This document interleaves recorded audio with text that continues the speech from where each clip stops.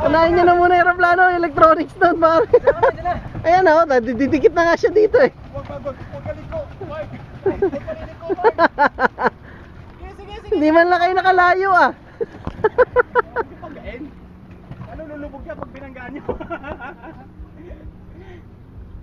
Lubog na yung uso, no? Gila. Tanggalin mo battery ka agad. Ano, may tubig sa loob kaya pa na nagbabago si EG niya sa taas, pare. Hindi, nung kwan. Nung gumana na. Ang dami kinain. Kasi nung pag-land niya, pumasok Ang daming tubig oh. Punong-puno ng tubig ah. Ayaw matanggal. Shorted na? Hindi, ma-under pa eh.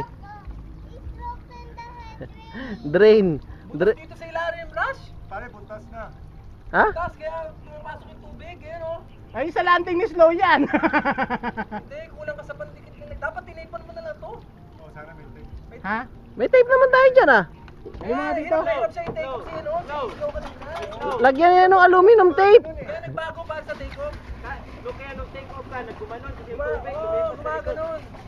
Di naman butas siya nung una eh. Ah, butas oh. Saan na butas? Hindi, yung muna. Mas malayo. Ayun na lang doon sa likod niya. Atrasan niyo na lang. Nabutas ba? Oh, kaya ba slow? Kunin ko.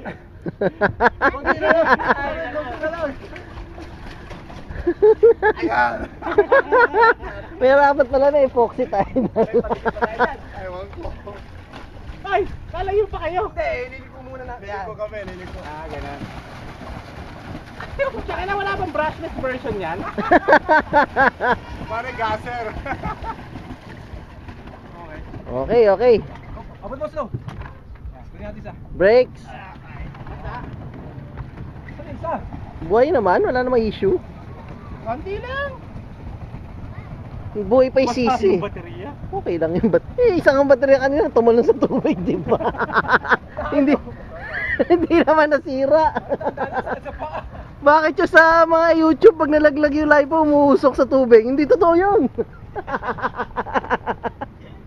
Hindi totoo yun. Kanina lubog na eh.